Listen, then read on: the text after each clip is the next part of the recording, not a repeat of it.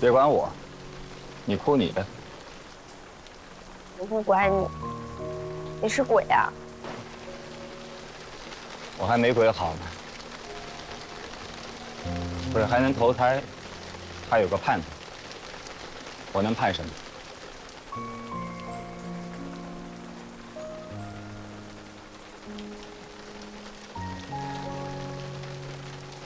喝晚了，别哭了。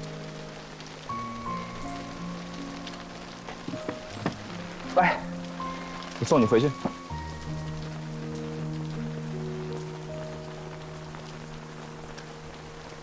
哎，你没偷听我跟爹说话吧？没有啊，你们说什么了？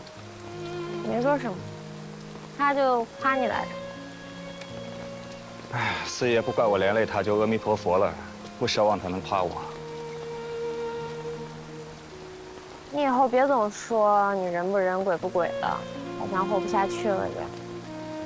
若真有此想，当初为什么要从宁古塔逃出来啊？你会好好活着的，你，还有我爹，你们都是好人。我也时常在想，要是你们不去宁古塔，我要不那么多事儿，你的日子兴许能好过一些。顾大哥，其实我心里明白的，你要听吗？听。我真心实意的不后悔去宁古塔，不后悔遇见你，也真心实意的盼着你跟我爹能早点脱困，让全天下害你们的人都滚开，让你早点回到家中见到亲人，完成婚约，一辈子平安顺遂。至于我自己，我也会好好活着的，哪怕跟着我爹继续浪荡江湖，我这一生认识过你就足够了。生死之际，不为救困，这是我们江湖道上的规矩。大家彼此安心吧。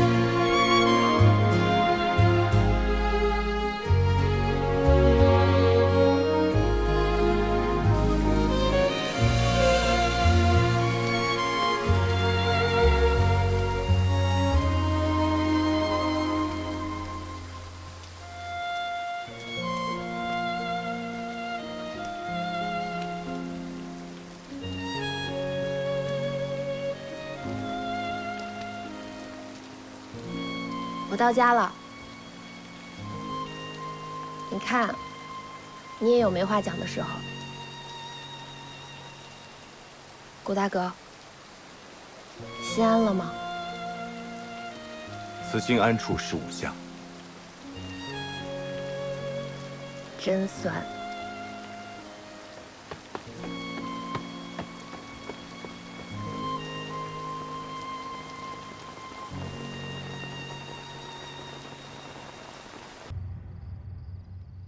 今儿啊，厨房食材备的足，昼夜伺候，大家好吃好喝啊。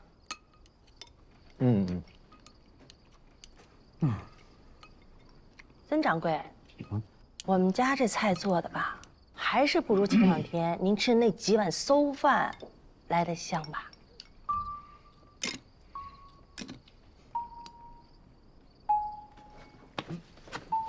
这馊饭。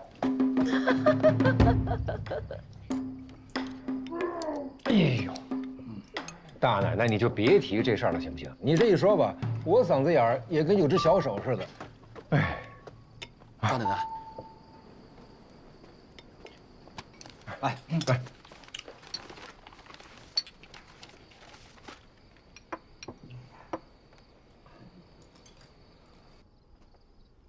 谷兄弟，你看看这个，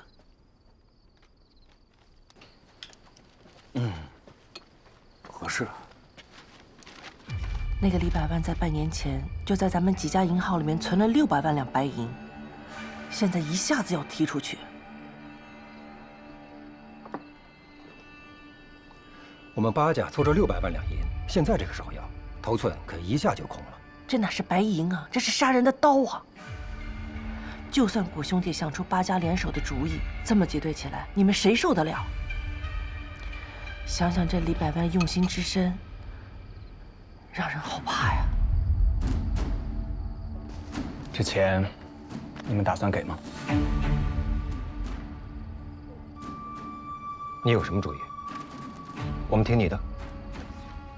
依我看啊，这是李百万最后一张底牌了，但就这么交出来，真是不太高明啊。既然他要，那我们就给。王天贵那边的账我是清楚的，我可以一次拿出200万两白银，你们呢？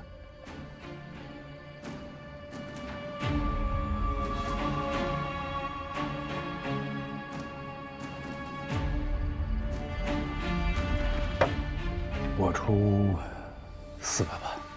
都拿出去啊！好极了。我回去扫扫库底，我也全部拿出来，好吧？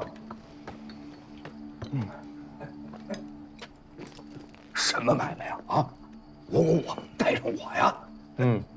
好毒的主意！我就拿纸笔好好算算这笔账。到底什么买卖啊？啊？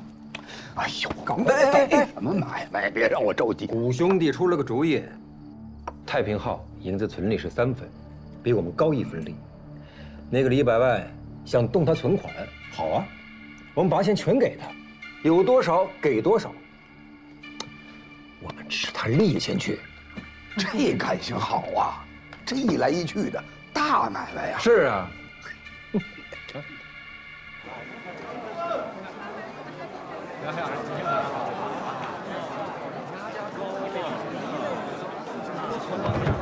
少爷，您还没有睡着呢，人家都已经杀到乌江来了。谁到乌江来了？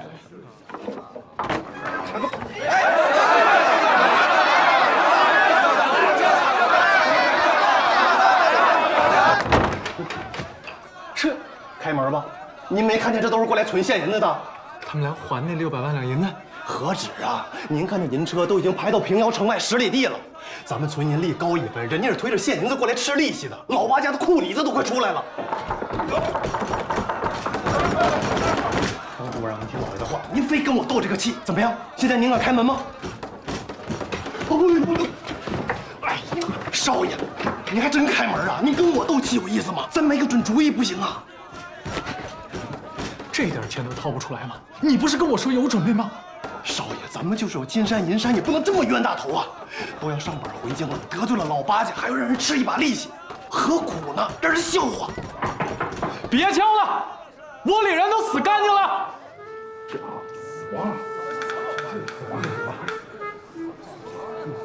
现在要是不开门，咱们就真的没办法在这儿立足了。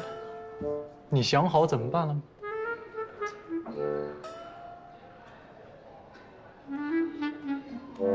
我听您的。哎呀，现在知道听我的了，那就开门吧。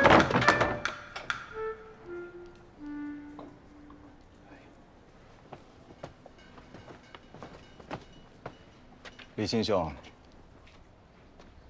顾兄，那些银车呢？出来吧！哎，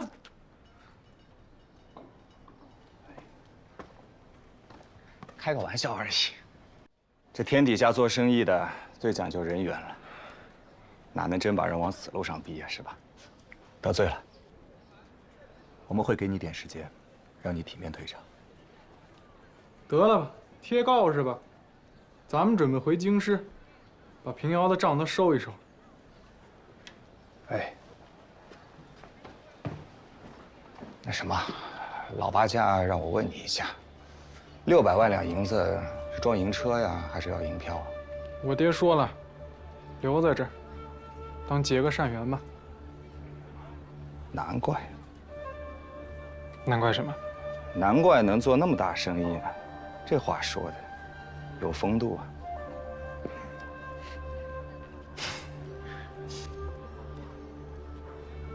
你是夸他呀，还是骂我呀？不过有件事我真的不明白，我到底输哪儿了？你给我解解惑。哎呀，你太抬举我了，我回去好好想想吧。等你去京城那天，我当面跟你说。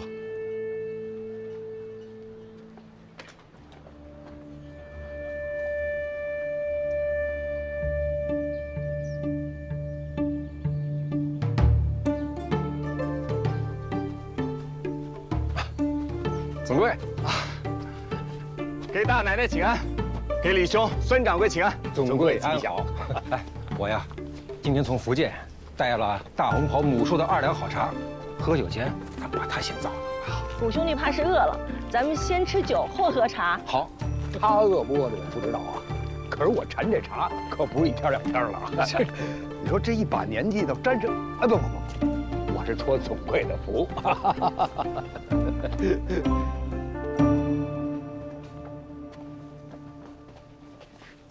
总柜到了，大爷，我现在就是沐猴而冠呢，别再开我玩笑了，折煞我了。请。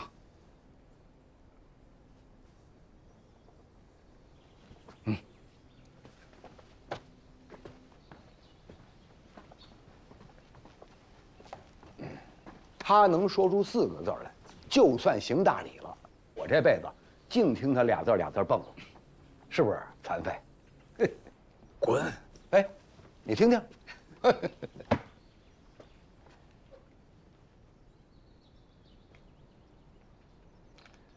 谷兄弟，啊，谷总柜，我问您一句，你答我一句，不要管我们爱不爱听。你要是不喜欢，直说便是。啊，好啊。你是真的想进老八家吗？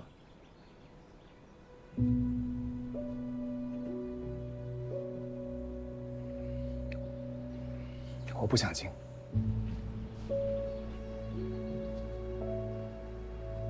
诸位，其实我是个流放犯，是从宁古塔逃出来的。救我的恩人被王天贵抓了，是他威胁我，逼我替他做生意。他之所以那么想进老八家，其目的是为了要探听闯王宝藏，所以才有了上次晋阳山庄之行。这可是没想到。现在你们都知道了，我是个连身份都没有的人，我何德何能做你们的总柜呢？河东八家，我久有耳闻，一见之下大为心折，能与你们相识，已经是天大的福分了。其余的，我真的不敢奢望。你们商议你们的吧，我先行告退了。不就是一个流犯吗？当年明太祖还做过乞丐呢。英雄不用问出身。不是，你们要商议的自然是机密，我留下来的话对你们也是风险，还是算了吧。谷兄弟，谷兄弟，你能把这些事告诉我们，就足以证明你的赤诚。我们要是再不能跟你共机密，河东老八家岂非成了小人？咱们不管什么王天贵不王天贵，你的为人，你出的主意，我十分佩服。我接纳你，我愿意跟你共机密。我也是。最近几个月，咱们票号可是大发利市啊。小子，不，总贵。王天贵放了你，老头子我亲自驾车接你去我那儿。那么多废话不够你说的。文才兄意下如何？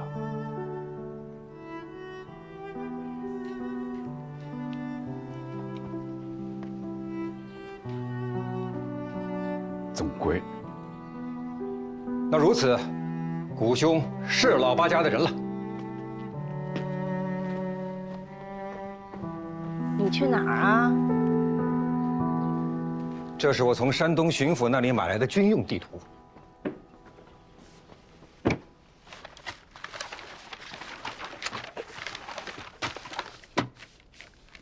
哎，王爷的兵现在已经到了这儿，山东与河南交界之处，曹州。你是想借刀杀人啊？王爷的马队可是所向披靡，战功卓著，那些没有刀枪的义军又如何应付？他们本来都是些可怜人，如果不是被没收了土地，居无定所，谁会低落着脑袋去吃造反的饭啊？如今让他们面对百战之师，别到时候借不着刀，反伤了性命。咱们不是给过义军钱吗？而且不止一次啊！这把刀锋利不锋利？钱是磨刀石。怕总归听不明白，我们行商送货，跟所有地面上的人都打交道，义军首领也跟我们交好。钱是磨刀石，这话不错。你有什么打算？我这次让河北的商铺在草原上弄了2000匹马，走运河，送到山东，用马队把整个山东的义军联合起来，团团围剿。哎，我不懂兵法啊，我只告诉他们一句：别让那个王爷活着出来。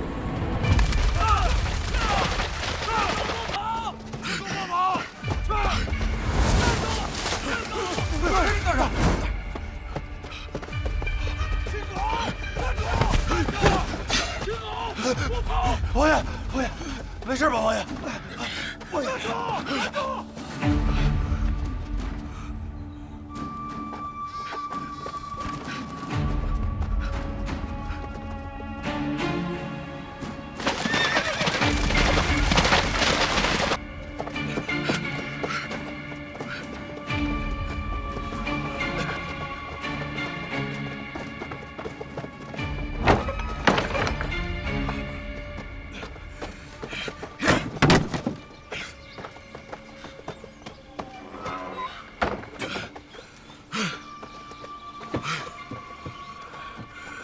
后卫部队都到哪儿了？怎么一个人都看不见？都哑巴了？回话！王爷，03那小子他反了。怎么可能？他是我一手带大的。刚才冲阵，我们眼看就要赢了，可是03带着他的骑兵部队冲进来，一时间我们竟不知道谁是谁，所以就让叛军他们得了势。他只能叛我！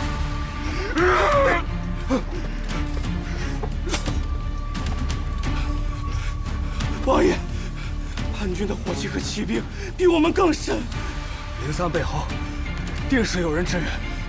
我等先护送王爷撤走吧。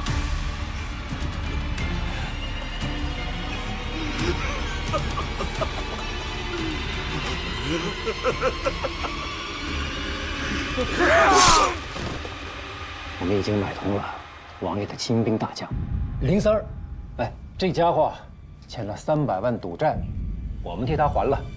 他答应，他一定临阵反水。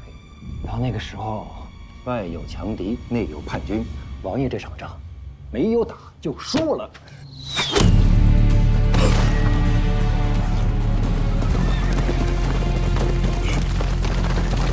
回来！都回来！都回来！别跑！胆小鬼！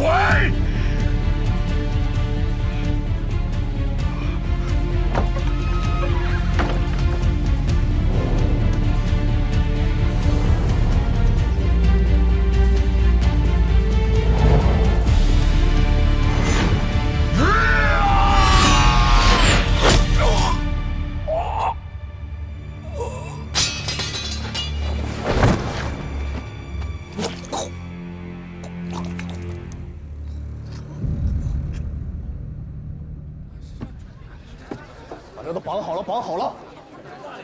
这绑结实了，绑结实了。哎呀，哥，绑好了，绑结实喽。绑好了，绑好了。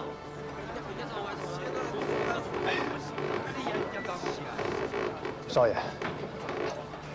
这外边风硬，您快上车吧。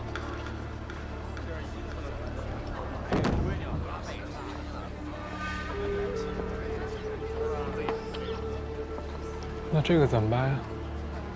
这砸碎了，带回去便是。当时把它立在这儿的时候，许诺要把它立上个几百年。现在这还没几个月就要砸碎带回去了。少爷，这胜败乃兵家常事。砸？为什么不砸呀？啊，等我上车呢。这不是怕您触景生情吗？我触的什么情？生的什么情？我砸，砸碎了我好走得安心。嘿。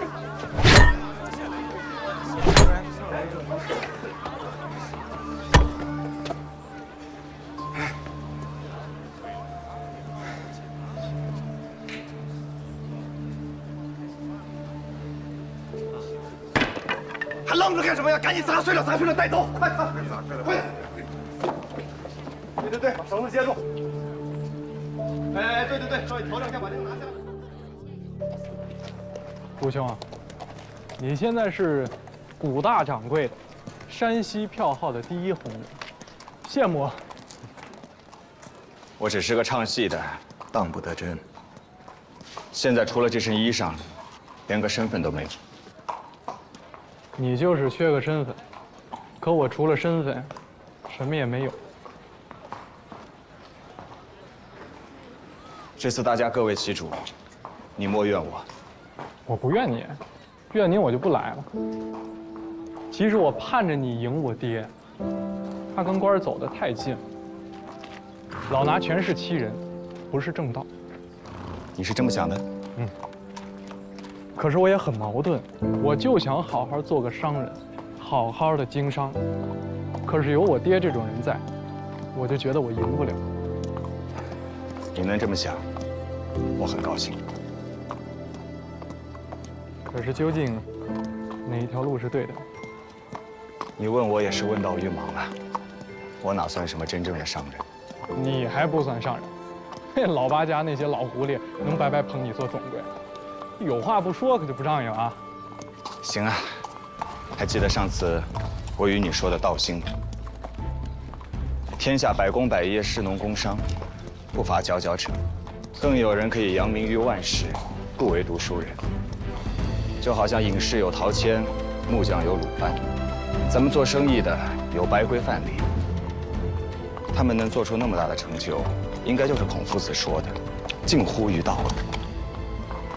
那么这个道究竟是什么呢？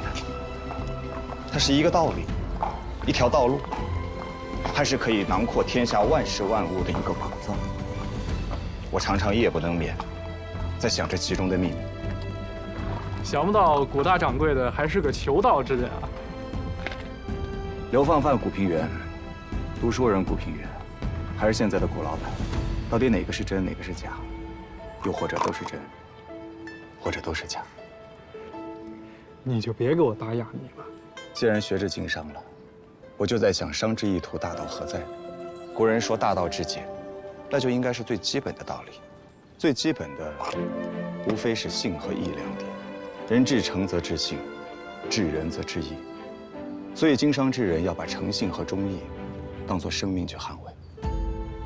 这话说着有些迂腐了，但一旦做到极处，就好像今日这样，老八家凭借其信誉，白条入账，头寸调度越发灵活，而天南海北的银子因其守信，因其便利，被源源不断地存了进来。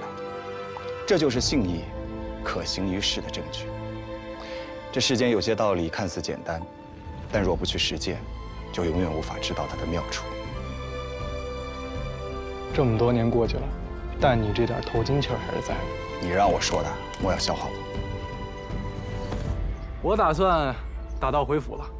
等我再来山西，一定再来看你。我四海飘零，还不知道下一站会飘到哪儿呢。这样，等什么时候大赦天下了，我恢复自由身，我过去找你。你还要走啊？既然是唱戏啊，总有唱完的那一天。我暂留在这里，还有我要救的人。走了。这。顾兄，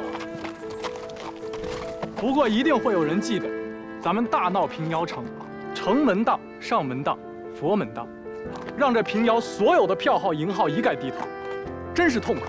一定会有人记得的。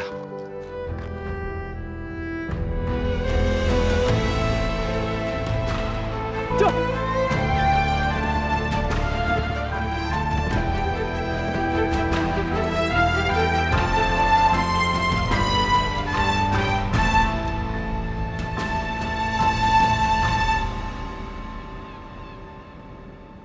各位，让我们为了古兄弟，为了我们的总柜，为了老八家能够得到如此人物，满饮。满意，满意，满意，满意，满意。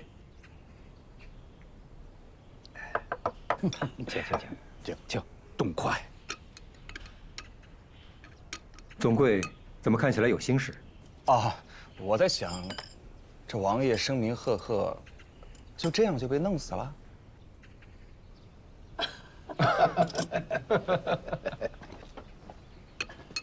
你呀，还是不太了解钱这个东西的威力。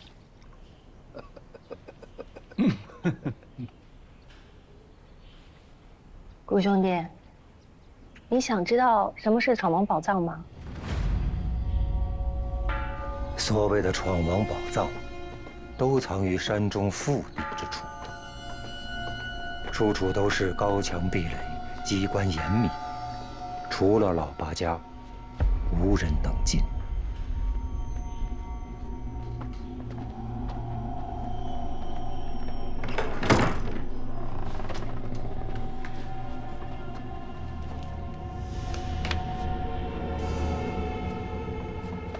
有人说，闯王宝藏是闯王仓皇逃亡的时候，丢在山谷里，被八家人捡到的，后来就发了大财。这纯粹是胡说。天底下要有这等好事儿，那八家人自己都得打个死去活来。顾兄弟，你说是不是？自当如此。闯王这种身经百战、雄才伟略的人，是剩下18骑人马都能杀出重围的，这样的大英雄，怎么会连军饷、银子都管理不好？那是因为他当时啊，已经知道了，恐怕天命已经不属于他，不甘心江山被别人占了，因此，他命底下8位部将接管了军中这几10年来积攒的财富。这里面有从崇祯皇帝那儿拿来的，也有从贪官污吏手里罚没的，但这些是大顺朝的立国之本，也是未来恢复我汉人江山的凭据。八家受命于此，就以经商身份掩护，因此这笔财富依然在老八家手里，这份责任也背在肩上。我们祖祖辈辈为了这一天等了很久，将来还得等下去，对吧？这就是老八家。